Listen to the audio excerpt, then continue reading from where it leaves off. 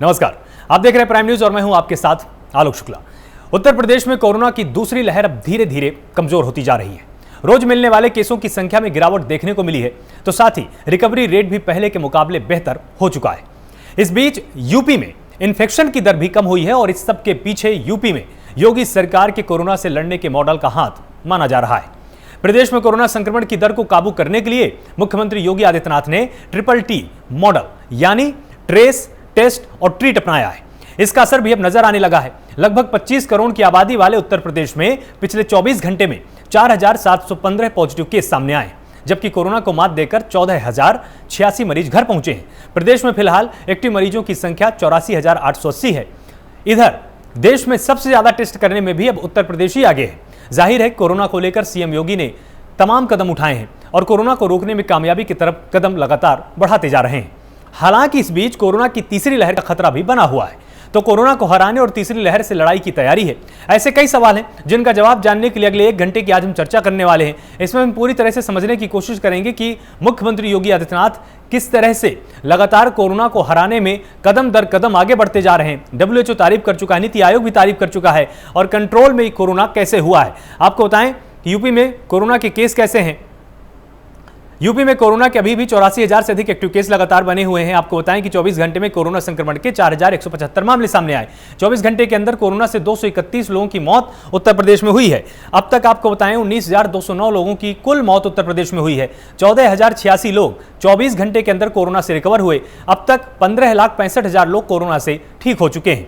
वहीं यूपी में कोरोना के अभी भी 84,880 एक्टिव केस लगातार बने हुए हैं। तो ये बड़ा अपडेट आपको हम प्राइम न्यूज पर इसलिए दे रहे हैं ताकि आप समझ जाएं कि उत्तर प्रदेश में लॉकडाउन का असर कितना खास दिखाई दिया है। जिस तरह से मुख्यमंत्री योगी आदित्यनाथ ताबड़तोड़ यहां वहां दौरे कर रहे हैं, अधिकारियों से मिल रहे हैं, उनको निर्देश दे रहे हैं और ये कोशिश कर रहे हैं कि अधिकारियों के स्तर पर ही, जिले के स्तर पर ही एक रणनीति ऐसी बना ली जाए जिससे कि उत्तर प्रदेश को कोरोना के कहर से बचाया जा सके। लगातार इसमें सबसे बड़ी पहल मुख्यमंत्री योगी आदित्यनाथ कर रहे हैं। उनकी कोशिश यही है कि हम उस तरह का रोड मैप बनाएं जो हर जिले की जरूरत के हिसाब से हो, और इसीलिए लॉकडाउन के नियमों पर किसी भी तरह से परिवर्तन करने के लिए, किसी तरह से सख्ती लाने के लिए जिलाधिकारियों को अधिकार दिए गए हैं, उनको अपनी टीम बनाने की छूट दी गई है। और इसी का असर है कि कोरोना के केस लगातार घट रहे हैं। अब तक 15,65,000 लोग कोरोना से रिकवर हो चुके हैं उत्तर प्रदेश के अंदर, और 84,880 एक्टिव केस है। मतलब 1 लाख से बहुत कम आंकड़ा अब धीरे धीरे नीचे आता जा रहा है।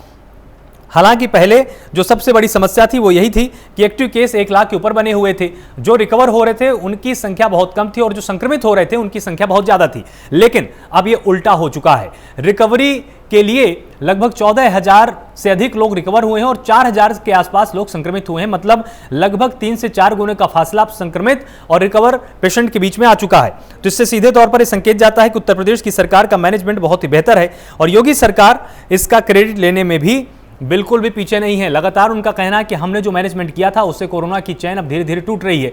हालांकि विपक्ष का इसमें कुछ और कहना है। विपक्ष का कहना है कि मैनेजमेंट कहीं ना कहीं पर फेल हुआ है। लगातार उत्तर प्रदेश में जो आंकड़े कम दिखाए जा रहे हैं वो टेस्टिंग कम कराने का नतीजा है। इसीलिए विपक्ष के जो भी हमारे साथ प्रवक्ता जुड़ेंगे उनसे हम समझने की कोशिश करेंगे कि इन आरोपों के पीछे आधार क्या है और क्यों विपक्ष आज भी ये मानने को तैयार नहीं कि उत्तर प्रदेश में अगर कोरोना घटा है तो ये सही सरकार का कदम कहा जा सकता है या ये ऑटोमेटिक हो गया। क्योंकि विपक्ष ने तब ये आरोप जरूर लगाया था जब आंकड़े बढ़ रहे थे, तो ये कहा गया था कि सरकार मैनेज नहीं कर पाई। और अब जब आंकड़े कम हो रहे हैं तो क्या इसको सरकार का मैनेजमेंट नहीं माना जाना चाहिए? ये बड़ा सवाल आज विपक्ष के लिए भी यहां पर खड़ा होता है और साथ ही सत्ता पक्ष के लिए भी कि अगर आप मैनेज कर रहे हैं तो विपक्ष लगातार आपकी कमियां क्यों उजागर करना चाहता है? विपक्ष क्या झूठ बोल रहा है फिर, या विपक्ष के दावों में भी कुछ सच्चाई है? ये सवाल आज सत्ता पक्ष से भी हम पूछेंगे। साथ ही जिस तरह से यहां पर तैयारी होनी चाहिए, क्योंकि तीसरी लहर की दस्तक भी लगातार महसूस की जा रही है। तीसरी लहर को लेकर किस तरह से तैयारी होनी चाहिए? क्या बच्चों के स्वास्थ्य पर ध्यान देना चाहिए? आईसीयू का इंतजाम किस तरह से होना चाहिए? वेंटिलेटर्स को बच्चों के हिसाब से क्या तैयार किए जाने की अभी से जरूरत है? क्योंकि सितंबर महीने के बाद तीसरी लहर की दस्तक की बात कही जा रही है। वैज्ञानिक लगातार सरकार को सलाह दे रहे हैं कि आप सचेत हो जाइए, क्योंकि तीसरी लहर जल्दी अपनी दस्तक दे सकती है। नए वेरिएंट सामने आ सकते हैं कोरोना के, और साथ ही आपको ब्लैक फंगस, व्हाइट फंगस और अब येलो फंगस की भी बीमारी सामने आ रही है। इस तरह के फंगस से आपको लड़ना है, इसके लिए भी आपको तैयारी करनी है। साथ ही गांवों के स्तर पर ये कहा जा रहा है कि गांव में टेस्टिंग अभी बहुत कम हुई है, 20 से 30% ही गांव में टेस्टिंग हुई है। तो क्या उस बड़ी आबादी को कवर करने के लिए, उनकी टेस्टिंग करने के लिए, उनको ट्रेस करने के लिए क्या रणनीति सरकार के पास है? ये तमाम सवाल आज हमारी चर्चा में रहेंगे। हम समझने की कोशिश करेंगे कि आखिर इसका हल क्या है। और लॉकडाउन का विस्तार कितना काम आ सकता है सरकार के? क्या इसको तुरंत हटा देना ठीक होगा, या अभी 2 से 3 सप्ताह तक लॉकडाउन को बरकरार रखा जाए, इसी तरह से सख्ती रखी जाए? क्योंकि जब 4000 तक केस आ सकते हैं तो ये 100 या 70-80 के आसपास भी लाए जा सकते हैं। तब लॉकडाउन को धीरे धीरे चरणबद्ध तरीके से खोला जाए, क्योंकि अगर जनता सुरक्षित रहेगी तभी अर्थव्यवस्था फिर से रफ्तार पकड़ पाएगी। अगर फिर से संक्रमण फैल गया तो क्या उसके लिए सिस्टम तैयार होगा, अस्पताल उसके लिए तैयार होंगे? ये तमाम सवाल आज हमारे मेहमानों से यहाँ पर हम करने वाले हैं, और इसके लिए तमाम मेहमानों से हम ये जरूर समझेंगे कि आखिर किस तरह से आरोप प्रत्यारोप के बीच में तैयारी होनी चाहिए। यह सबसे जरूरी है। प्राइम न्यूज लगातार यही कोशिश कर रहा है कि आप सबको अपडेट करता रहे, आप सबको यह समझाता रहे कि किस तरह से आपको अपनी जिम्मेदारी निभानी है, आपकी भूमिका क्या होनी चाहिए। यहां पर यह बात सबसे ज्यादा जरूरी हो जाती है कि आपकी भूमिका बहुत ही आवश्यक है। तो 24 घंटे में कोरोना संक्रमण के 4175 मामले सामने आए हैं। 24 घंटे के अंदर 231 लोग काल के गाल में समा गए। आपको बता दें कि पूरे देश में कोरोना के आंकड़े क्या है। 24 घंटे के अंदर 2 लाख से अधिक आंकड़े सामने आए और 4000 के आसपास यहां पर लोगों की मौत हुई है। अब तक कोरोना से 3 लाख से अधिक लोग रिकवर हुए हैं। यह भी एक बड़ा आंकड़ा कहा जा सकता है कि संक्रमित होने वालों की दर अब घट रही है। आपको बताएं कि 2 करोड़ 37 लाख के आसपास लोग अब तक रिकवर हो चुके हैं। वहीं 27,16,000 अभी भी एक्टिव केस पूरे देश में लगातार बने हुए हैं। तो इसकी चिंता सरकार को जरूर करनी चाहिए। सरकार को सोचने की जरूरत है कि यहां पर किस तरह से तैयारी करनी चाहिए, क्योंकि 2 लाख के अधिक इस समय अब आंकड़े सामने आ रहे हैं। और आपको बताएं कि 2 करोड़ 37 लाख लोग कोरोना से रिकवर हो चुके हैं। तब आप दायरा समझिए कि कितना बड़ा दायरा इसका फैला था। लगभग 2.5 करोड़ के आसपास अब वो संख्या पहुंचने वाली है जहां पर हम संक्रमित हो चुके थे। लेकिन अब हम रिकवर हो रहे हैं धीरे धीरे, और इसका मतलब है कि बहुत देर नहीं हुई है। अब धीरे धीरे हम कोरोना की जद से बाहर हो रहे हैं। लेकिन तमाम ऐसे शोध सामने आए हैं हाल फिलहाल जिसमें कहा जा रहा है कि कोरोना तुरंत जाने वाली बीमारी नहीं है। इसलिए एक लॉन्ग रूट मैप की जरूरत है पूरे देश को। तमाम वैज्ञानिकों ने साफ तौर पर कहा कि कुछ ऐसी महामारियां भी इतिहास में सामने आई थी जिनका असर 250 साल तक देखा गया। उन्हीं में से कोरोना की गिनती की जा रही है कि कहीं ऐसा ना हो कि यह बीमारी अगले 8 से 10 सालों तक समाज के बीच में बनी रहे, तमाम देशों में बनी रहे। इसलिए आपको वैक्सीनेशन पर ही सबसे ज्यादा जोर देना है। आपको सामाजिक दूरी के नियम का पालन करना ही करना है। आपको साफ सफाई का ध्यान देना ही देना है। और लॉकडाउन इसको चरणबद्ध तरीके से अब अपने सिस्टम में लाने की जरूरत है कि क्यों ना कुछ ऐसा रोडमैप बनाया जाए अर्थव्यवस्था में कि सप्ताह में 1 या 2 दिन लॉकडाउन रखा ही जाए जब तक कोरोना पूरी तरह से हमारे काबू में नहीं आ जाता है। ये तमाम सुझाव हैं वैज्ञानिकों की तरफ से जो लगातार सरकार को दिए जा रहे हैं। सरकार इस पर मंथन कर रही है कि क्यों ना लॉकडाउन को अब एक अपनी दिनचर्या का हिस्सा बना ले। इससे तमाम फायदे होते हैं। कोरोना की चैन भी टूटती है और साथ ही वातावरण भी साफ रहता है, और लोग भी जो पैनिक अर्थव्यवस्था के अंदर काम करते हैं उससे भी उनको राहत मिलती है। तो देश में कोरोना के आंकड़े हम आपको लगातार ग्राफिक्स के जरिए यहां पर दिखा रहे हैं कि 24 घंटे में कोरोना से 4,455 लोगों की मौत हुई, जो कि चिंताजनक है। यह आंकड़ा बहुत अधिक है। पहले इतनी संख्या में यह आंकड़े सामने नहीं आते थे। आपको बताएं कि 3,02,000 लोग 24 घंटे के अंदर कोरोना से रिकवर हुए हैं। यह थोड़ी राहत भरी खबर है, क्योंकि जो संक्रमित होने वाले लोग हैं उनकी संख्या लगातार घटती जा रही है। योगी का एक्शन क्या है? लगातार टेस्टिंग से मरीजों की पहचान की जा रही है, ताबड़तोड़ टेस्टिंग हो रही है। लॉकडाउन के जरिए कोरोना को फैलने से रोका गया है। ये यहां पर मुख्यमंत्री योगी आदित्यनाथ ने बड़ा एक्शन लिया था और इलाज पहुंचाने को सबसे ज्यादा प्राथमिकता दी। आपको चेतक टीम जरूर याद होगी कि मोटरसाइकिल पर भी अब कुछ लोगों को तैनात कर दिया गया है ताकि वो गांवों की गलियों में पहुंच सकें, एम्बुलेंस से पहले उनको पहुंचाया जा सके। लोगों को जागरूक किया जा रहा है और लगातार दौरे करके हालातों को खुद मुख्यमंत्री योगी आदित्यनाथ परख रहे हैं। वर्चुअल माध्यम से नहीं, प्रत्यक्ष किसी स्थान पर जाकर जिलाधिकारियों के साथ बैठक कर रहे हैं, उनको निर्देश दे रहे हैं। तो यहां पर सबसे बड़ी बात यही है कि मुख्यमंत्री योगी आदित्यनाथ लगातार वो कदम उठा रहे हैं जो एक सूबे के मुखिया को उठाना चाहिए। लेकिन विपक्ष की अपनी भूमिका है, लोकतंत्र में विपक्ष का भी अपना स्थान है। विपक्ष ने वो तमाम गंभीर सवाल पूछे जिसके चलते सरकार को तैयारियों के साथ सामने आना पड़ा। सरकार को वो जवाब तलाशने पड़े जिसको बिना तैयारी के आप दे ही नहीं सकते हैं। विपक्ष ने जो सबसे बड़ी बात बोली थी ऑक्सीजन को लेकर, उसमें सरकार को तुरंत तैयारी करनी पड़ी। जगह जगह प्लांट खोलने पड़े, बाहर से ऑक्सीजन को आयात करना पड़ा। साथ ही विपक्ष ने वैक्सीनेशन में वैक्सीन की कमी को सबसे ज्यादा उकेरा था। यह कहा था कि वैक्सीन कम है। उसी के बाद तमाम कंपनियों को अधिकार दे दिया गया। स्पुतनिक आपको याद होगी, उसका आयात किया गया और जो रेड्डी फार्मा है उसको भी इसका अधिकार दिया गया कि वो उसका उत्पादन जुलाई के आसपास शुरू कर देगी। तमाम कंपनियों को वैक्सीन का फॉर्मूला साझा किया जाएगा ताकि उत्पादन बहुत अधिक संख्या में हो। और ये विपक्ष ने जब प्रश्न पूछे तब इस तरह की सक्रियता सत्ता पक्ष की तरफ से दिखाई दी। तो बहुत ही संतुलित तरीके से राजनीति अपने हिस्से में रही है, राजनीति अपनी भूमिका निभा रही है, और उसी बीच में जो कोरोना को लेकर राजनीति हुई वो भी मद्देनजर होनी चाहिए। कोरोना को लेकर जिस तरह से राजनीति की गई, विपक्ष का कहना है कि सरकार तैयार नहीं थी, वहीं सत्ता पक्ष का कहना है कि हम तैयार थे, लेकिन विपक्ष ने कहीं ना कहीं भ्रामक जानकारियां जनता के बीच में परोसी, जिससे कि लोग पैनिक हुए और उसी का नतीजा यह हुआ कि बहुत सारी चीजें हाथ से निकलती चली गई। साथ ही दूसरी लहर पर भी सरकार का यह कहना है कि हमको पहले से कोई जानकारी नहीं थी, अचानक ये लहर आई, इसके लिए हम तैयार नहीं थे, लेकिन जितनी तेजी से हमने इसमें एक्शन लिया है वो भी ध्यान देने वाली बात है। कोरोना पर योगी सरकार का एक्शन क्या हुआ? ट्रिपल टी का फॉर्मूला अपनाया गया, ट्रेस, टेस्ट और टेस्टिंग, और इसके साथ साथ लॉकडाउन के जरिए कोरोना को फैलने से रोका गया है। लगातार आप देख रहे होंगे कि 31 मई तक के लिए लॉकडाउन को बढ़ाया गया है। सुबह 7 बजे तक अब लॉकडाउन रहेगा। ज्यादा से ज्यादा वैक्सीनेशन पर जोर दिया गया है। उत्तर प्रदेश ने खुद 1 करोड़ खुराक बुक की हुई है और उसके लिए 20 करोड़ रुपए एडवांस में दिए जा चुके हैं। लोगों को जागरूक करने पर पूरा जोर दिया जा रहा है। ग्रामीण इलाकों में थर्मल स्कैनिंग के जरिए पहचान की जा रही है कि क्या कुछ ऐसे लोग हैं गांवों के अंदर जिनका तापमान 99.4 से अधिक है। इन लोगों को ट्रेस किया जा रहा है, इसके बाद इनकी टेस्टिंग की जा रही है और फिर उसके बाद इनका ट्रीटमेंट होगा। 24 घंटे के अंदर 231 के आसपास मौतें हुई हैं उत्तर प्रदेश में। ये उत्तर प्रदेश के आंकड़े हम आपको बता रहे हैं। तमाम मेहमान मेरे साथ जुड़ने वाले हैं। हमारे साथ चंद्रमोहन शर्मा होंगे, नेता कांग्रेस हैं, प्रांजल अग्रवाल एग्जीक्यूटिव आईएमए हैं, हरिचंद्र श्रीवास्तव होंगे, प्रवक्ता बीजेपी हैं, ये भी अपना पक्ष यहां पर रखेंगे कि सरकार की क्या तैयारियां हैं, आगे क्या भविष्य में रणनीति है। कपिल श्रीवास्तव होंगे, प्रवक्ता सपा हैं। ये सभी अपने अपने हिसाब से अपना पक्ष यहां पर रखेंगे और हम समझने की पूरी कोशिश करेंगे कि क्या लॉकडाउन अभी भी अहम है, क्योंकि तमाम आयोग अब ये दावा करने लगे हैं कि जल्द से जल्द परीक्षाओं का दौर शुरू होगा। क्या उसके लिए प्रदेश बिल्कुल तैयार हो चुका है, देश तैयार हो चुका है? लगातार यूजीसी के द्वारा बोला जा रहा है कि हम नेट का एग्जाम कंडक्ट कराएंगे। यूपीएससी भी बोल रहा है कि हम सितंबर या अक्टूबर के आसपास यूपीएससी में सिविल सर्विसेज का एग्जाम करवाने वाले हैं। उत्तर प्रदेश का लोक सेवा आयोग भी दावा कर रहा है कि जो तमाम परीक्षाएं हैं उनको हम जल्द से जल्द संपन्न करवाएंगे। तो इस बीच में छात्रों के भी बीच में तमाम सवाल हैं कि क्या जल्द से जल्द परीक्षाएं होंगी। 12वीं के बोर्ड की जो परीक्षाएं होनी उसका क्या होगा, क्योंकि मुख्यमंत्री अरविंद केजरीवाल ने तो हालांकि ये साफ किया है, मनीष सिसोदिया ने भी दिल्ली में साफ किया है कि पहले वैक्सीनेशन किया जाएगा, उसके बाद हम परीक्षाओं को प्राथमिकता देंगे क्योंकि जीवन प्रथम है। लेकिन अन्य राज्य सरकारों की क्या इसमें रणनीति है, इसमें हम जरूर जानने की कोशिश करेंगे हरिचंद्र श्रीवास्तव से कि आखिर योगी सरकार का क्या कहना है इन चीजों पर। तो हमारे साथ तमाम मेहमान इस वक्त जुड़ चुके हैं। चंद्रमोहन शर्मा मेरे साथ जुड़े हुए हैं, नेता कांग्रेस है, आप सभी का बहुत बहुत स्वागत है प्राइम न्यूज पर। हमारे साथ प्रांजल अग्रवाल हैं, एग्जीक्यूटिव हैं आईएमए के, आपका भी बहुत स्वागत है प्राइम न्यूज पर।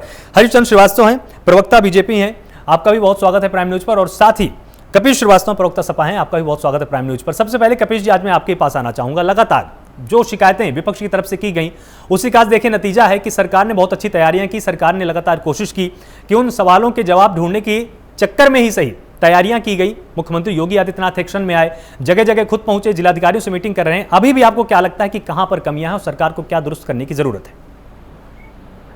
देखिए, सबसे पहली चीज तो ये है कि सब कुछ गंवा के होश में आए तो क्या किया। हम इतनी चीजें गंवा लिए जिसको हम बहुत पहले रोक सकते थे, इतनी मृत्यु दर को रोक सकते थे। और सबसे बड़ी, आलोक जी मैं आपको बात बताऊं, मैं पूरी गारंटी के साथ कह रहा हूं कि जो मॉर्टेलिटी का आंकड़ा दिखाया जा रहा है उत्तर प्रदेश के अंदर, वो 5 से 10 गुना कम है। क्योंकि स्थानीय पेपर जब कहते हैं कि 18 मौतें आज मेडिकल कॉलेज में हुई, इतनी मौतें रेलवे हॉस्पिटल में हुई, इतनी जिला चिकित्सालय में हुई, इतना टीवी केंद्र में हुई, और पोर्टल पे लोड होता है 2, 4, 6।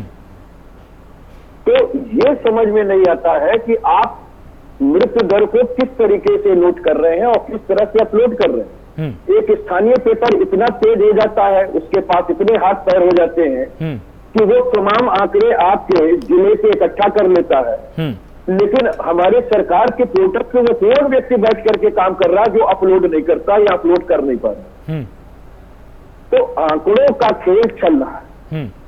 और मैं इसलिए कह रहा हूं कि जब इन्होंने 11 मई को प्रयागराज उच्च न्यायालय के अंदर अपनी बात रखी थी, और ये तब रखे थे जब प्रयागराज न्यायालय ने इस बात को कहा था कि जो सरकार ऑक्सीजन और दवाई कह रही है कि मौजूद है, सब कुछ है, और उपलब्ध नहीं करा पा रही, लोग मर रहे हैं, ये जीनोसाइड कर रही है सरकार।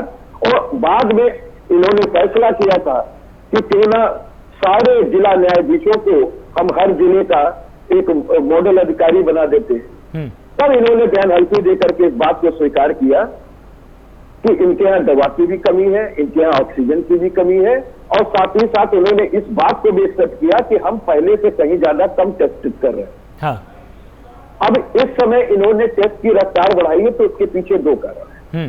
एक तो विपक्ष हमेशा इंगित करता रहा इन कमियों को।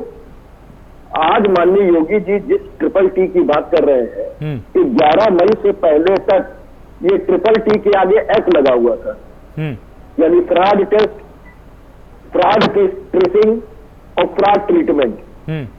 क्योंकि खाली मौतें दिख रही थी, गंगा नदी, सरयू नदी और घाघरा नदी और राप्ती नदी, आज भी गोरखपुर के पीपीगंज कस्बे से जो नदी राप्ती नदी बहती है, उसमें 3 लाशें मिली है, एक पुरुष की है, एक स्त्री की है और एक बच्ची की है। ये 3 लाशें आज भी मिली। तो मैं आपको इस बात को कहना चाहता हूं कि जहां मॉर्टेलिटी रेट इतनी हो कि गांव में जैसे मुर्गी फार्म में मुर्गियां मरती है, उस तरीके से इस समय संक्रमण फैला त्रिस्तरीय चुनाव के बाद और तमाम मौतें हुई, और जिनके पास ट्रीटमेंट कराने के पैसे नहीं थे वो उन्होंने, उनके पास अंत्येष्टि के भी पैसे नहीं थे, उन्होंने भी लाश डाली। कुछ प्रशासन के लोगों ने भी जो पैसा बचाने के चक्कर में डाल दिया, तो मैं नहीं जानता।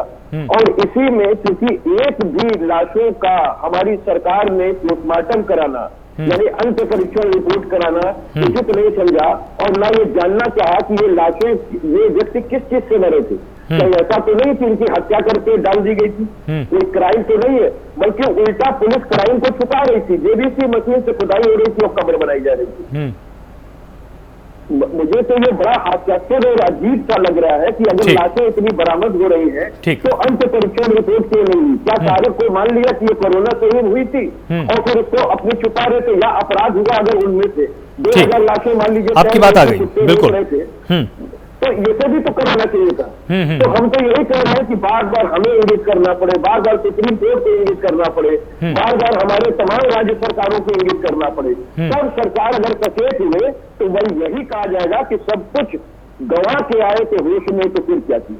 ठीक जी, हरीश चंद्र जी हमारे साथ जुड़े हुए। हरीश चंद्र जी, जिस तरह से इन्होंने कहा है कि सरकार यहां पर आंकड़ों का मैनेजमेंट कर रही है, मतलब जो भी आंकड़े अब सामने आ रहे हैं वो कहीं ना कहीं मैनेज किए जा रहे हैं, टेस्टिंग कम की जा रही है, आंकड़ों को छिपाया जा रहा है, जो तस्वीर प्रदेश की है उसमें कहीं ना कहीं पर्दा डालने की कोशिश की जा रही है, ये यहां पर संकेत दिया है कपिश जी ने। आपका कहना यह है कि मुख्यमंत्री योगी आदित्यनाथ तो एक्शन में, देखिए वो खुद तैयारी कर रहे हैं और उसका कहीं ना कहीं असर देखने को प्रदेशवासियों को मिल रहा है। आपका इसमें क्या कहना है? आलोक जी,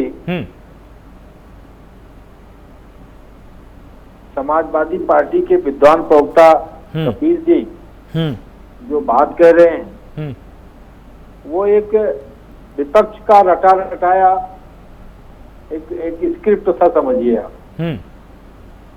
देखिए, बीमारी हो, मौत हो, जन्म हो, ये कहीं छिपा नहीं रहता समाज, चाहे कोई किसको कितना छिपाने की कोशिश करे। एक बीच में एक सप्ताह का ऐसा कालखंड जरूर आया कि जब बेहतर ये संक्रमण के कारण लोग ग्रसित हुए और उस समय दिक्कतें आई, हॉस्पिटल में भी दिक्कतें आई, बेड की भी दवा, ये कई तरह की दिक्कतें आई। लेकिन सरकार ने पूरी तत्परता के साथ ऑक्सीजन की भी कमी को पूरा किया, दवाइयों की भी कमी को पूरा किया, बेड की कमी को भी पूरा किया। और जो सरकार का प्रयास रहा उसी का परिणाम है कि अगर आज उत्तर प्रदेश में कुल 3,900 के आसपास या लगभग 4,000 के आसपास कहीं अगर संक्रमित की संख्या आई है, ये अपने आप में सरकार के प्रयासों पे, सरकार के काम पे एक मजबूत मोहर लगाता है। और आज आप देखिए इसे 3 सप्ताह के अंदर 3 सप्ताह से थोड़ा 2-3 दिन ज्यादा हुआ। आप देखिए कि 3,10,000 केसेज टोटल थे अप्रैल में, 30 अप्रैल को, और आज उत्तर प्रदेश में संक्रमितों की संख्या कुल 76,000 के आसपास है। 2,36,000 संक्रमितों की संख्या में कमी आई। तो ये जो सरकार का काम है, जिस तरह से रैपिड रिस्पांस टीम को लगाया कि अगर गांव में कहीं कोई किसी में लक्षण पाए जा रहे हैं तो उनको उनकी टेस्टिंग करा करके अगर होम आइसोलेशन की जरूरत है तो उनको होम आइसोलेट किया जाए, उनको जो दवाइयां हैं वो दिया जाए, अगर उनको हॉस्पिटलाइज की जरूरत है तो हॉस्पिटलाइज कराया जाए। ये पूरे प्रदेश में 74,000 टीमें लगा करके आदरणीय योगी जी की सरकार ने किया। और स्वतः भी वो आप देखिए कि जिस तरह से गांव-गांव जा रहे हैं, हर मंडल में जा रहे हैं। आज भी उनका गोंडा, आजमगढ़, बनारस, मिर्जापुर कई जनपदों का आज भी उनका दौरा है। हाँ। और वहां जाकर के जो आशा बहुएं हैं या जो ये सर्विलांस टीम है जो ग्रामीण क्षेत्रों में भ्रमण करती है, उनके साथ भी वो लगातार संवाद करते हैं। ग्राम प्रधानों से भी उन्होंने अपील की है कि वो उन सब के साथ उसी तरीके से संवेदनशीलता के साथ बर्ताव करें। जिन ग्राम प्रधानों को, जिन लोगों ने वोट दिया है उनको भी नहीं दिया है, उनके साथ भी एक सम व्यवहार करें, ताकि इस कोरोना महामारी संकट से जो लोग संक्रमित हैं, जो लोग जूझ रहे हैं, उनकी जीवन रक्षा हो सके। आप ये देखिए कि तमाम तरह की रिपोर्टें आ रही थी, तमाम भाई जो ये चिकित्सा विज्ञान के तमाम लोग जो डॉक्टर्स थे, हाँ। वो ये कह रहे थे कि 10 मई तक उत्तर प्रदेश में 1 लाख केसेस पर डे होंगे। ये सरकार का काम है और प्रकृति की मैं कृपा कह सकता हूँ कि उत्तर प्रदेश जैसे 24-25 करोड़ की आबादी के प्रदेश में सारे जो इस तरह के जो नकारात्मक जो प्रोफेसिस थी वो नकारते हुए सरकार के प्रयास से, हमारे डॉक्टरों के प्रयास से अगर ये रिकवरी रेट 94% पहुंचाती, अपने आप में सबको प्रसन्नता होनी चाहिए। विपक्ष अगर हमेशा नकारात्मक आंकड़े पेश करता रहेगा तो मुझे लगता है ये कोई बहुत हेल्दी नहीं। विपक्ष का यही तो यहाँ पर कहना है, विपक्ष का कहना ये है कि जो भी आंकड़े आ रहे हैं ये सारे के सारे फेक आंकड़े हैं। अगर गांव में जाकर तस्वीरें देखी जाएंगी तो वहां पर लोग मर रहे हैं, लेकिन सरकार इन आंकड़ों को छुपा रही है। देखिए, मैंने आपको बताया ना आलोक जी कि ये चीजें कभी छुपाई नहीं जा सकती। ये चीजें ऐसी कोई घटनाएं नहीं होती जिसको कोई छुपा सके। बिल्कुल। तो अब वो लगातार मैंने कहा ना कि एक रटी रटाई स्क्रिप्ट विपक्ष के लोग पढ़ते हैं, उसी को फॉलो कपिल जी भी कर रहे हैं। लेकिन अब पूरा प्रदेश जानता है, प्रदेश की जनता भी महसूस कर रही है कि स्थिति काफी कुछ नियंत्रण में है और तेजी के साथ ये समाप्ति की तरफ, दूसरी लहर समाप्ति की तरफ बढ़ रही है। और इसी के साथ ही आप देखिए कि जैसा विगत 2 माह से लगातार ये WHO के लोग और भी लोग इस बात की आशंका व्यक्त कर रहे हैं कि साथ तीसरी लहर भी आएगी और बच्चों को सबसे ज्यादा प्रभावित करेगी। उसके लिहाज से भी योगी जी ने जिन जिलों का दौरा किया है उन सभी जिलों में जिलाधिकारी हो, CMO हो, ठीक है, मेडिकल, ठीक है। हरीश जी, अब मैं आपके पास आता हूँ। हमारे साथ चंद्रमोहन शर्मा भी जुड़े हुए हैं। चंद्रमोहन जी, आपको क्या लगता है कि जिस तरह से हरीश जी का दावा है कि यहाँ पर सरकार पूरी तरह से तैयार है, सरकार ने बहुत अच्छे से एक्शन लिया है, जो रिकवरी रेट है वो लगभग 94% के आसपास हो चुका है, क्या इन दावों में सच्चाई आपको नजर नहीं आती? क्योंकि देखिए, जब आंकड़े बढ़े थे तब तो आपने दोष सारा का सारा सरकार के ऊपर मढ़ दिया था कि सरकार चूक गई है। अब जब आंकड़ों में कमी आ रही है तो इसका श्रेय सरकार को क्यों नहीं दिया जा रहा? क्या लोग भाई, अभी जब मेरे मित्र भाजपा के बोल रहे थे तो उन्होंने जो प्रश्न चिन्ह सपा के मित्र के ऊपर किया, उन्हीं प्रश्न चिन्हों के अंदर उनका आंसर भी वापस देते चले गए। वो उन्होंने बोला है कि विपक्ष का रटा रटाया चीज है, विपक्ष रटी रटाई चीज बात कह रहा है, तो विपक्ष के अंदर सभी हो गए। लेकिन वो रटी रटाई चीज सरकार के तंत्र के अंदर सरकार का प्रवक्ता भी तो कह रहा है कि घट रही है। हाँ। वो इतनी मजबूती से घटी थी, वो तो पहली लहर के अंदर इन्होंने इतनी मजबूती से ताली और थाली दिया, बाती जला दी थी और कोरोना से फ्री बोल दिया था इसको। बोला था कि मुक्त हो गए हम कोरोना से। हाँ। बड़ी मजबूती से बोला था और रटा रटाया डायलॉग बोला था। और आज दूसरी लहर के पीठ पे खड़े हैं बड़े बड़े साइंटिस्ट, विशेषज्ञ इस बात पे चिंतित है कि तीसरी लहर खड़ी है और ये अभी हमसे कहने वाले हैं कि ताली और थाली दिया बाटी फिर जला लो, क्योंकि दूसरी लहर से हमने यूपी को, देश को कोरोना से मुक्त कर दिया है। लेकिन प्रमाणित कोई बात नहीं है इनकी। अगर प्रमाणित पे अगर जाएंगे तो फिर जब कहते हैं कि छुपाई नहीं जा सकती, तो मैं अपने मित्र से पूछना चाहता हूं, जब गंगा के तट के ऊपर लाशों की तैरती हुई लाशें और जब तट के ऊपर दुबाए ऊपर चील कौवे और कुत्तों के खाती हुई थी, कौन छुपा रहा था? विपक्ष छुपा रहा था उसे, सत्ता छुपा रही थी। लेकिन ये पैंडेमिक है, इस पैंडेमिक के अंदर मेरा भी जा रहा है, आपका भी जा रहा है और हिंदुस्तान का निवासी भी जा रहा है। हमें राजनीति नहीं करनी, लेकिन आप राजनीति तब हमसे करवाते हो जब आप अपने आए ब्लेम को घुमा के विपक्ष पे डाल देते हो। इस नीति को छोड़िए। आज लड़ाई हमें अंदर लड़नी है, हम लड़ लेंगे मिलके, लेकिन क्रेडिट आप ले लीजिए, हम देने को तैयार हैं आपको उस क्रेडिट को। लेकिन आदमी कम मरे, टेस्टिंग ज्यादा हो, टेस्टिंग कहाँ कितनी होती है उसको तो बता दो। बिजनौर की आबादी जितनी है, वो कोर्ट का एक सर्वे मैंने इंडेक्स का पढ़ा था आलोक भाई, उसमें 35 लाख की 32 लाख के लगभग की बिजनौर की आबादी है, और उसके अंदर मात्र टेस्ट जो हैं वो 800 से 1000 हो रहे हैं। और माननीय सुप्रीम कोर्ट कह रही है कि 4 से 5000 RT-PCR टेस्ट वहां होने चाहिए। उसका अभी तक जवाब नहीं दिया है सरकार ने, और कह रहे हैं कि छुपाई नहीं जाती, छुपाना नहीं चाहते। अरे भाई, हम तो इस बात को आपके साथ खड़े हैं। मैंने क्या बात बोली है, ये किसी को नहीं देख रहा मित्र अश्विनी भाई, ना ये भाजपा देख रहा है, ना कांग्रेस देख रहा है, ना सपा देख रहा है, ना हिंदू देख रहा है, ना मुस्लिम देख रहा है, ना सिख देख रहा है। कोरोना को तो जो मिल रहा है उसको ले रहा है। तो अब हमें मिलना पड़ेगा, लड़ना पड़ेगा। हमें आपकी काबिलियत पे और आपकी कार्य क्षमता पे प्रश्न चिन्ह करने का मजा नहीं आ रहा है। हमें तो अपने देश और अपने सूबे के लोगों के मरने के दुख के कारण एक चौकीदार की तरह, असली चौकीदार की तरह आपकी घंटी हिला रहे हैं। हम वो चौकीदार नहीं है जो आप चौकीदार बनते हो। आपके चौकीदार बनते हुए देश का पैसा लेके लोग भग जाते हैं और चौकीदार चौकीदार की तरह रहता है। हम चौकीदार वो हैं जो मरने वाले के लिए, रोकने के लिए आपको जगा रहे हैं। तो अगर मुख्यमंत्री ने प्रयत्न करा, प्रयास करा, तो हम उसको सराहनीय भी कहेंगे, लेकिन उसके अंदर उस सराहनीय कदम में कहीं ना कहीं जहाँ टेस्टिंग बढ़नी चाहिए उस पे आप टेस्टिंग नहीं बढ़ा रहे हैं। उस सच को सामने लाइए, और जो सच का आंकड़ा है, जिस आंकड़े से शमशान घाटों के अंदर चिताएं जल रही हैं और कब्रिस्तानों के अंदर चिता में दफन हो रहे हैं, उन आंकड़ों को बताइए ताकि लोगों को कोरोना के प्रति जागृत हो, उसके सिस्टम को इन्वॉल्व करने के लिए हम आगे ला सके। ये निवेदन है आपसे। हम ठीक है, हमारे साथ प्रांजल जी जुड़े हुए हैं। प्रांजल जी, आपके पास आना चाहेंगे। आपसे हम ये समझना चाहेंगे कि देखिए, ठीक है, आलोचना और यहाँ पर बड़ाई की बातें तो अक्सर आपने सुनी होंगी, राजनेताओं के बीच में ये विमर्श अक्सर चलता रहता है, लेकिन आपको क्या लगता है कि जिस तरह से आंकड़े कम आ रहे हैं, इसमें लॉकडाउन का कितना योगदान है? आपकी यहाँ पर क्या सलाह है कि लॉकडाउन को अब और भी आगे एक्सटेंड किया जाना चाहिए? क्योंकि देखिए, जून का महीना आ रहा है, भीषण यहाँ पर गर्मी पड़ने वाली है और अक्सर स्कूलों में इस वक्त छुट्टी ही रहती थी। क्या शिक्षा के चलते विद्यालयों को खोलने की जरूरत है, परीक्षाओं को फिर से कंडक्ट करने की जरूरत है, या लॉकडाउन अभी हमारी प्राथमिकता होनी चाहिए?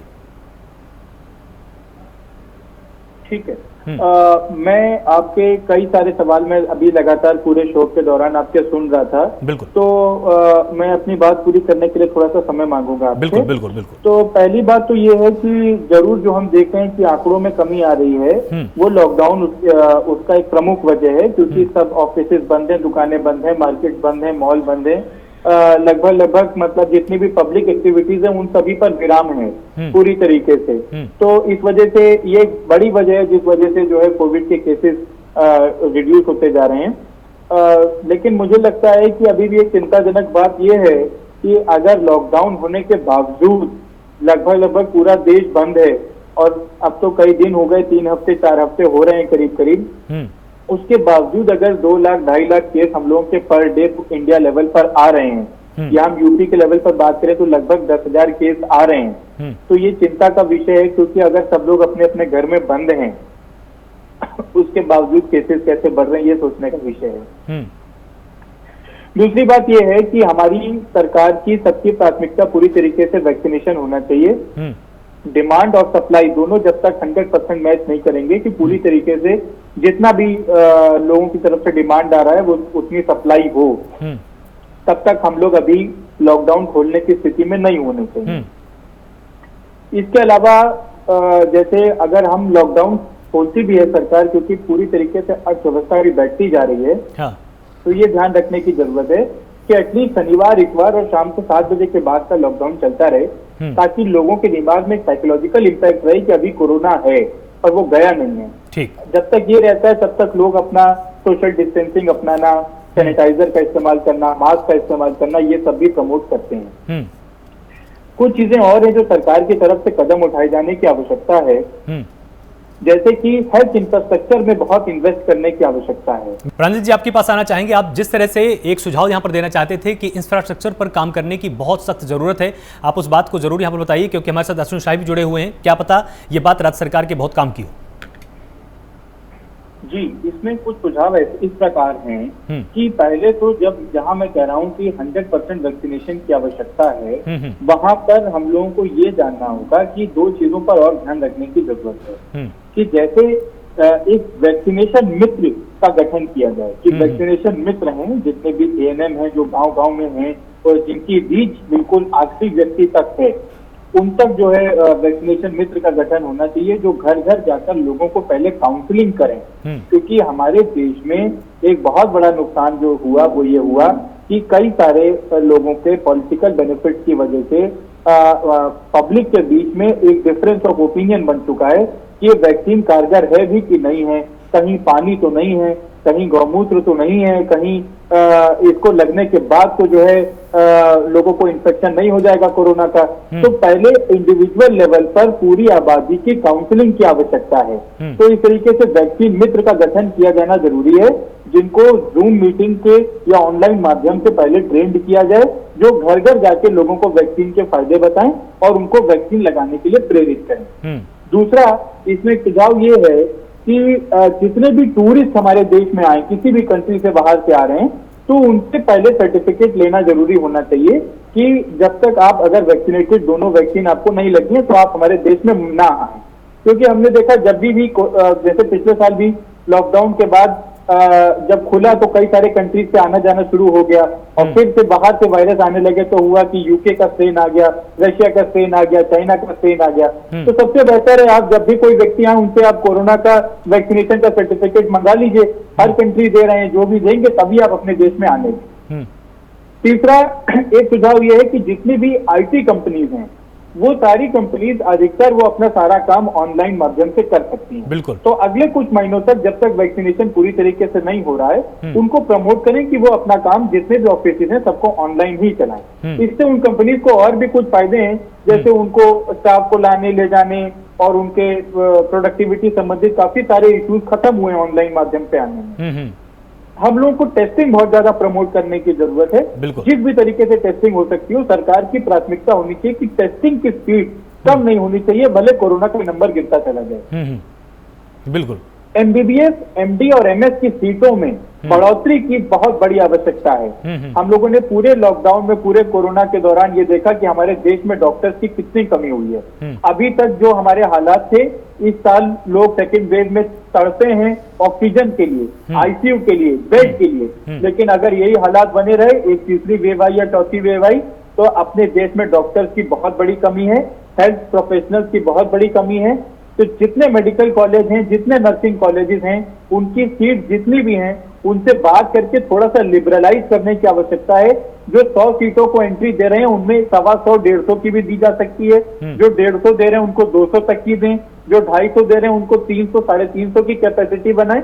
उन लोगों से ही बात करें, थोड़ा सा मेडिकल कॉलेजेस को, नर्सिंग कॉलेजेस को लिबरलाइज हो जाएं। वो कुछ तो करेंगे, कुछ तो सीटें बढ़ाएंगे। अगर मार्केट पे 150 डॉक्टर आएंगे तो उसकी जगह 200 आएंगे, वो ज्यादा इंपॉर्टेंट है। तो सीट का बढ़ना बहुत जरूरी है। ठीक। इसके अलावा जो भी ऐसे प्रयास हो सकते हैं जो करने से सरकार अपने देश के हेल्थ प्रोफेशनल्स को, डॉक्टर्स को, नर्सिस को अपने देश से बाहर जाने से रोक सकें, जिसमें एक बहुत बड़ा एक कारण है कि डॉक्टर्स को अपने देश में एक ना तो सम्मान मिलता है और ना ही जो है प्रॉपर सैलरी पे होती है। एक बहुत इंपॉर्टेंट चीज और है जो मैं जोड़ना चाहूंगा कि इंडियन मेडिकल सर्विसेज का गठन होना चाहिए। हमारे देश ने कोरोना का बहुत अच्छा मैनेजमेंट किया, लेकिन इससे और कई गुना अच्छा मैनेजमेंट हो सकता था अगर हमारे देश में जितना भी स्वास्थ्य व्यवस्था है उसमें डॉक्टर्स बैठे होते। आवश्यकता ये है आज के दौर की कि MBBS डॉक्टर्स को आप मैनेजमेंट की ट्रेनिंग दें, प्रशासनिक सेवाओं की ट्रेनिंग दें और जितने भी आपके स्वास्थ्य विभाग के पद हैं उन पे सभी डॉक्टर्स को बैठाना चाहिए। एक आखिरी सुझाव मेरा ये है कि सबसे पहले देश के जितने भी राजनेता हैं और जितने भी अभिनेता हैं, हमारे देश में पॉलिटिक्स और बॉलीवुड दो चीजें बहुत ज्यादा फेमस हो जाती हैं और एक क्रिकेटर्स बहुत ज्यादा फेमस होते हैं। आवश्यकता है कि इन सबको सबसे पहले वैक्सीनेशन करवा लेना चाहिए और अपने अपने सोशल मीडिया, फेसबुक, ट्विटर और जिस भी माध्यम से वो अपने लोगों तक ये पहुंचा सकते हो, मीडिया के माध्यम से तो उनको ज्यादा से ज्यादा ये अपने लोगों को प्रेरित करना चाहिए कि ये सब वैक्सीनेटेड हैं, चाहे वो किसी भी पार्टी के हो, भारतीय जनता पार्टी के हो, कांग्रेस के हो, समाजवादी पार्टी के हो, आम आदमी पार्टी के हो, सबको वैक्सीनेटेड होना उनकी प्राथमिकता होनी चाहिए। ठीक है, अश्विनी शाही हमारे साथ जुड़े हुए हैं। चंद्रमोहन जी, आपके पास मैं आ रहा हूं थोड़ी देर में। अश्विनी शाही, जिस तरह से इन्होंने तमाम सुझाव दिए उस पर आप जरूर काम कीजिएगा, लेकिन जो सबसे बड़ा सवाल यहां पर खड़ा हुआ है विपक्ष की तरफ से वो यही है कि कंट्रोल में कोरोना जरूर है, लेकिन ये जो आंकड़े पेश किए जा रहे हैं इन आंकड़ों में कहीं ना कहीं धांधली है। गांवों की तमाम तस्वीरों की बात यहां पर कपीश जी ने भी की, चंद्रमोहन जी ने भी की कि जो लाशें बहकर नदियों में आ रही हैं, आखिर उनकी जांच क्यों नहीं हो रही है, आखिर उनका पोस्टमार्टम करा के ये क्यों नहीं देखा जा रहा है कि क्या इनकी मृत्यु कोरोना से हुई है या ये कोई साजिश है। साथ ही इनका संकेत ये भी है कि यहां पर आंकड़ों का मैनेजमेंट भी किया जा रहा है, टेस्टिंग आपने कम कर दी है, जिसके चलते इस तरह के आंकड़े सामने आ रहे हैं।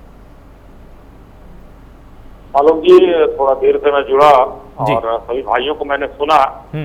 डॉक्टर साहब ने बहुत अच्छे सुझाव दिए, लेकिन डॉक्टर साहब के 2 आंकड़े मैं सुधारना चाहता हूँ। डॉक्टर साहब 10,000 के आंकड़े नहीं, 4,000 के आंकड़े हैं शायद अभी इस समय प्रदेश के, जो पिछले 24 घंटे में आए हैं, 4,000 के आंकड़े हैं।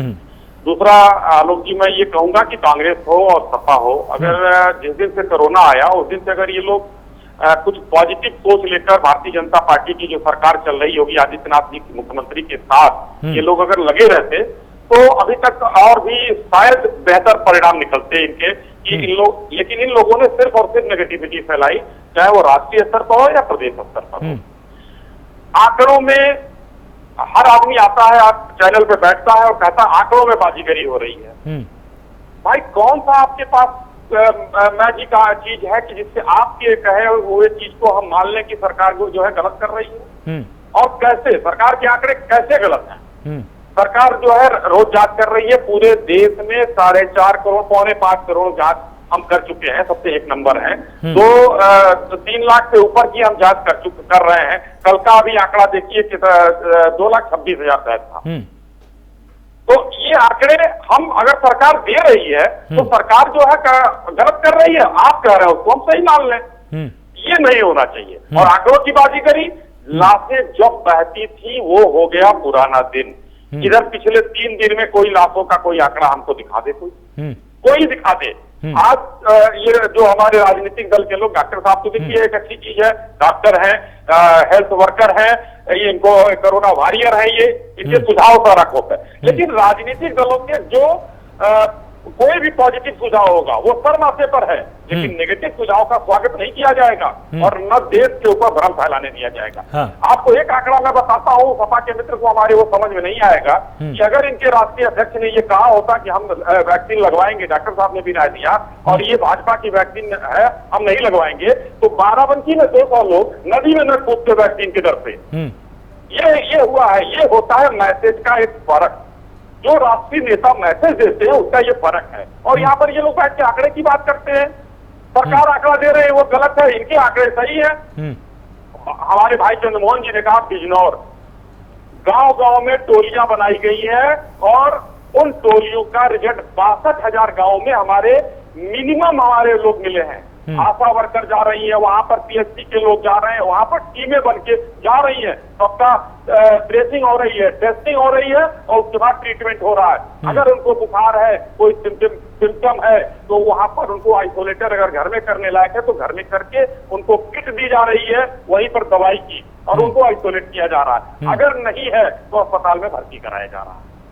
अब इससे बेहतर प्रबंधन, जिसको मुंबई हाई कोर्ट ने शाबाशी दी, जिसको नीति आयोग ने शाबाशी दी, जिसको क्या कहते हैं नीति आयोग के बाद जो है देश भर से शाबाशी मिल रही है योगी सरकार को। और आप लोग कह रहे हैं कि नहीं, योगी जी जिस दिन से उठे हैं कोरोना के बाद, हम आम आदमी की बात कर रहे हैं, डॉक्टर साहब यहाँ बैठे हैं, 14 दिन आइसोलेशन में रहने के बाद इतनी कमजोरी आ जाती है कि आदमी चल नहीं पाता है। योगी जी उस दिन से बैठे नहीं है, पूरे प्रदेश का दौरा कर रहे हैं और किसी भी गांव में जाकर पूछते हैं कि भाई ठीक हो, राशन मिल रहा है कि नहीं, जो फ्री का राशन मिल रहा है, दवाई मिली कि नहीं मिली, वैक्सीनेशन कराया कि नहीं कराया तुमने, सब चीज देख रहे हैं। उसके बाद ये लोग आंकड़ों की बाजीगरी कह रहे हैं, ये निहायत ही नेगेटिव पार्ट है। कपीश जी कुछ कहना चाह रहे थे बीच में, ठीक है कपीश जी।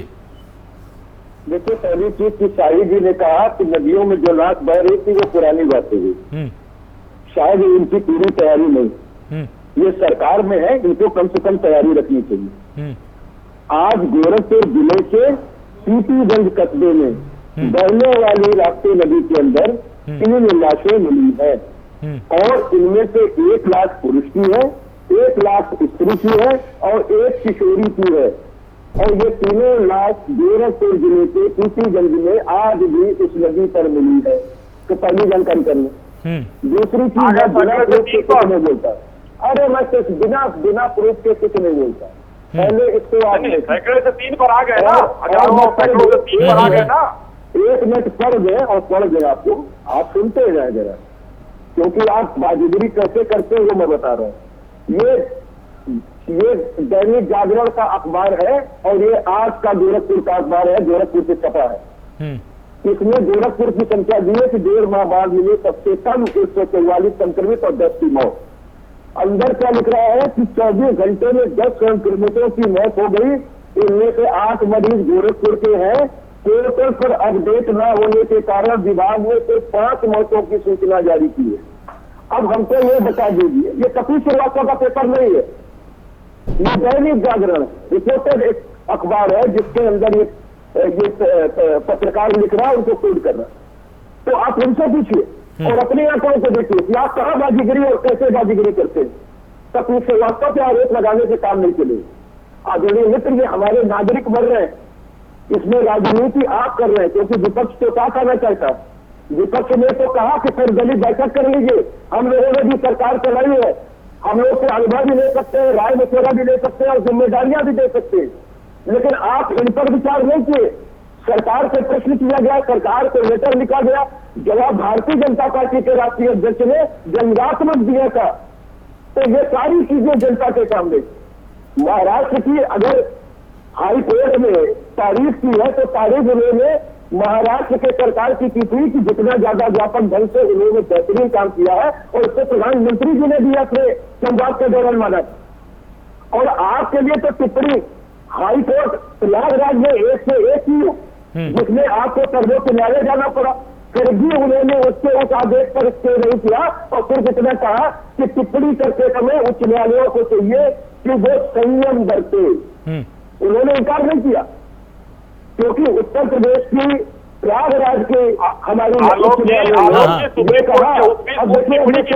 हमारे भाई इसमें आप बोल लीजिए फिर हम बोलेंगे। संयम आप बोल लीजिए फिर बोलेंगे। नहीं, मैं थोड़ा सा एक लाइन जोड़ना चाहूंगा। जोड़ी 2 एम्बुलेंस की बात कही थी, उसके लिए भी कहा था उन्होंने इस तरीके की कोई प्रतिक्रिया और आदेश न दिया जाए जो संभव ना हो। और हाईकोर्ट जो है जो आदेश दे रहा है उस पर टिप्पणी ठीक था, उसकी पूरी आप वकील हैं कपिल भाई, आप उस टिप्पणी को पूरा पढ़ सकते हैं जी। ठीक तो साहिल जी, मैं हमेशा बता दूं आपको, माननीय सर्वोच्च न्यायालय या हाई कोर्ट आपको आईना दिखाता है। आपने कंटेम्प्ट ऑफ कोर्ट कितने किए हैं गिनाने की जरूरत नहीं। सुप्रीम कोर्ट ने भी तो ये टिप्पणी की थी कि 14 महीने हो गया केंद्र सरकार क्या सो रही थी। और दूसरी चीज, जो उत्तर प्रदेश की प्रयागराज सरकार ने नोडल अधिकारी के रूप में अपने जिला न्यायाधीशों की नियुक्ति की बात कही, तब उत्तर प्रदेश सरकार ने बयान हल्की जारी करके अपनी सत्यता को क्यों स्वीकार किया कि हाँ हमारे यहाँ दवाई की कमी है, हमारे यहाँ ऑक्सीजन की कमी है और हमने पहले से कई ज्यादा कम टेस्ट कराए हैं। ये 11 मई की बात है, आज की बात मैंने कहा, लेकिन इस बात को आपने स्वीकार किया। और दूसरा, प्रयागराज की नियुक्ति पे कहा कोई आदेश है जिसमें उन्होंने कहा कि जो सरकार ऑक्सीजन न दे सके, एम्बुलेंस की सुविधा न मुहैया करा सके, दवा न दे सके, इंजेक्शन न दे सके, वैक्सीनेशन न करा सके, ऐसे मूलभूत अधिकार जो प्राण एवं दैहिक स्वतंत्रता का अधिकार हमें अनुच्छेद देता है, अगर नहीं प्राप्त करा पा रही है तो क्यों ना कहा जाए कि ये सरकार जो है वो जीनोसाइड कर रही है। ये भी प्रयागराज सरकार ने उच्च न्यायालय में कहा। मैं तो ये कह रहा हूँ, हमें हमारे न्यायालय के मिलान लोग बहुत कुछ कहते हैं कपिल भाई, मिलान लोग बहुत कुछ कहते हैं। आप नेपाल को क्यों काम करते हैं? क्या आप सरकार में सारी एजेंसी बात करें, बात क्या आपने कि उनके पास तो अथॉरिटी एजेंसी है नहीं, उनके कैसे माने उनसे हम फेल कर रहे हैं। अरे ये आपको थे उनके तो कहने प्रदेश में इस्लामी पेपर मेरे छप रहे और उसी से आंकड़े समझ में आते। सीधे कहा जाता है कि जितने टेस्टिंग हो रही है, सच्चाई ये है कि इसमें मैकेंसी रेट 5 से 10 गुना ज्यादा है। ये रिसर्च है और मैं जो आपको कह रहा हूँ तो बहुत सीधी सी बात इसको मानिए। ये हमारे देश के नागरिक है, इनकी पिता भक्त पर खड़े होकर राजनीति ना आप कीजिए ना विपक्ष कर रहा है। विपक्ष तो कैसा आपको साथ में ले लीजिए, आप कैसे जरूर है विपक्ष सकारात्मक हो जाए। अरे कहाँ सकारात्मक हो जाए? जब हम लोग सीधी सीधी बात आपको आईना भी दिखा रहे हैं और हम अलग नहीं कह रहे, हम वही बात कह रहे हैं जो सुप्रीम कोर्ट और तमाम देश के हाईकोर्टें करेंगे, तो आप विपक्ष पर नकारात्मक होने की बात क्यों करते हैं? और दूसरी चीज मैं ये पूछता हूं, चंद्रमोहन जी कुछ कहना चाह रहे हैं बीच में, कभी जो कुत्ते बेच रहे कि आप छुपा लेंगे और जो आप किसी गंज में 3 लाख आइए आप इनकार कर देंगे। ठीक है, चंद्रमोहन जी कुछ कहना चाह रहे हैं। आलोक भाई जो हमारे मित्र हैं भाजपा के अश्विनी जी, अभी हमारी डिबेट के अंदर डॉक्टर अग्रवाल जी ने कोई सजेशन दिए, तो क्या अश्विनी भाई डॉक्टर साहब जो सजेशन दे रहे थे, क्या वो सजेशन डॉक्टर साहब आपको कुछ समझाने के लिए दे रहे थे? वो सजेशन वो दे रहे थे जो इस पेंडेमिक के अंदर जरूरत है, लेकिन आप उस जरूरतों को भी ना मान के अगर आप किसी तरह का सजेशन विपक्ष आपको दे, तो आप ये कह देते हो कि विपक्ष आपके साथ आंकड़ों का खेल कर रहा है। लेकिन आंकड़ों के खेल की अगर आप बात करते हैं तो एक रिपोर्ट के अंदर आंकड़ों का ये भी जिक्र है जिसका आपने जवाब नहीं दिए थे। 1714 गांव ऐसे आए जिसके अंदर 1714 गांव के अंदर कोई स्वास्थ्य सेवा ही नहीं गई, जिसकी आप कह रहे हैं कि आशा वर्कर काम करने गई, कोई टेस्ट नहीं हुआ उनके अंदर, और कोरोना की जो कोई वोट हो रही है उसका कोई नहीं। और उसके साथ साथ एक रिपोर्ट और मैं आपको बता देता हूं, क्योंकि आप रिपोर्टों पे ज्यादा देते हैं, एक बलिया का जिसके अंदर 30 मौतें हुई हैं रैश में, जिसका जिक्र कहीं आ नहीं रहा है, इसका आप जवाब दे दीजिए। जनपद फतेहगढ़ की बलिया के अंदर 42 लोगों ने दम तोड़ा उत्तर प्रदेश के, और रास्ते में मौतें हो रही हैं, तो उसका आप जवाब दीजिए। जो अखबार बोल रहा है हम लड़ाई किस चीज की कर रहे हैं, आपके कर्म की कोई हमारे पे प्रश्न चिन्ह नहीं है। मुख्यमंत्री जी दौरा कर रहे हैं तो ये उनका दायित्व है, क्योंकि मुख्यमंत्री हैं, सूबे के मुखिया हैं, उनको उस दायित्व को निभाना है। और अगर हम अपना दायित्व निभा रहे हैं तो उस पर आपको हमें प्रश्न चिन्ह करने का अधिकार नहीं है। अगर हमारे उस प्रश्न चिन्ह में कुछ अच्छी बातें लगती है तो आप उसको लीजिए, और जो गलत है उसको तो जनता फैसले में दे ही देगी, और जनता ने उस फैसले में आपको दिया। उसका उदाहरण पंचायत चुनाव के इलेक्शन के अंदर जो 1600-1700 अध्यापकों की जान गई, क्या आप मानते नहीं कितने बहुमूल्य जाने थी वो? कितने देश के ऐसे चंद्रगुप्त का निर्माण करने वाले वो अध्यापक जो चाणक्य की तरह चंद्रगुप्त को शासक देते, उन 1700-1800 अध्यापकों की जान जाने के बाद भी विपक्ष आपसे प्रश्न चिन्ह ना करे। आप ये चाहते हैं कि विपक्ष मौन हो जाए? विपक्ष मौन रहकर भी आपसे बात करेगा और विपक्ष आपको प्रश्न चिन्ह करके भी बात करेगा। सत्ता के अंदर जब सरकार होती है उसके अंदर 2 तरीके होते हैं। एक तो जो सपा के मित्र ने बोला आपसे, आप सर्वदलीय बैठक बिठाइए, मिला के सबसे सजेशन दीजिए, उसके अंदर आपके पास अपने सूबे के अंदर भी, देश की तो मैं बात नहीं करता हूँ, बहुत बड़े बड़े विख्यात लोग हैं जो सूबे से बाहर भी काम कर रहे हैं, वो भी करना चाहते हैं। अभी पीछे लेटेस्ट एक चैनल की मैं बात नाम नहीं लेना चाहता हूँ, आज सूबे का उसने दिया कि दिल्ली से सटा हुआ नोएडा गांव के अंदर 2009 के अंदर बने हुए हॉस्पिटल के अंदर ना डॉक्टर है ना एजेंट है, एक डिस्पेंसरी बनी है और उसके अंदर एक सिस्टम नहीं है। एक मैंने चैनल में और देखा जिसके अंदर डॉक्टर है सूबे के अंदर, उस गांव के अंदर, और उसके अंदर कोई झोला साहब डॉक्टर ट्रीटमेंट कर रहे हैं और डिस्पेंसरी नहीं है। क्या ये प्रश्न चिन्ह हम सबके लिए स्वाभाविक नहीं है? क्या आज हम इस बात के लिए ताली और थाली बजा रहे हैं कि मुख्यमंत्री जी सूबे के हर गांव में दौरा कर रहे हैं? मैं कह रहा हूं दौरा कर रहे हैं, अच्छी बात है, वो नीति भी ठीक है, लेकिन ये नीति के ऊपर प्रश्न चिन्ह उठाना इससे जरूरी है क्योंकि सूबे के लोगों की जान जाने का दायित्व आपका और हमारा है। ठीक है, जवाब ले लेते हैं, जवाब हम मांगेंगे आपसे। ठीक है, जवाब ले लेते हैं अश्विनी जी। आलोक जी देखिए, विपक्ष का जो कर्तव्य है विपक्ष निभाए, हम कभी भी मना नहीं करेंगे कि विपक्ष हमको सलाह मत दे। डॉक्टर साहब ने सलाह दिया, मैंने डॉक्टर साहब की सलाह तो कभी कुछ कहा, मैंने सिर्फ एक, उन्होंने 10,000 उनके मुंह से निकल गया था, हो सकता है गलती से मैंने 4,000 कह दिया, और कोई मैंने उनको कोई कहीं नहीं काटा। वैसे ही अगर विपक्ष कोई बात करता है और सार्थक होता है, सकारात्मक हो, तो मैं मानूंगा, एकदम मानूंगा, कोई दिक्कत नहीं है। मैंने अभी समझे कि भाई हमारे सपा के भाई ने, कपिल भाई ने इतनी बातें कही, लेकिन उस बात का जवाब नहीं दिया कि अगर एक मैसेज चला गया होता, आज कौन है ये भड़काने वाला गांव गांव में कि आप लोग वैक्सीन मत लगवाइए, उससे आपकी मौत हो जाएगी, आप नपुंसक हो जाएंगे, ये बाराबंकी का है बयान। आप अपने भेज के वहां से अपने संवाददाता को भेजिए, रिपोर्ट ले आएगा, वहां कहा है उन लोगों ने हम मर जाएंगे, हम जो है नपुंसक हो जाएंगे। तो ये सब चीजें ये सार्थक हो रही है।